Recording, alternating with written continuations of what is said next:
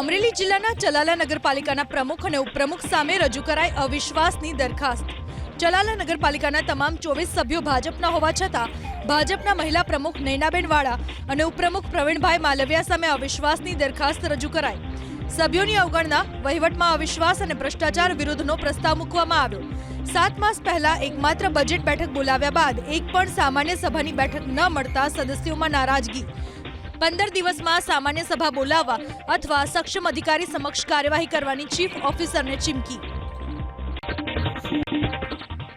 અમરેલી જિલ્લાના ચલાલા નગરપાલિકાના પ્રમુખ અને ઉપપ્રમુખ સામે રજૂ કરાઈ અવિશ્વાસની દરખાસ્ત।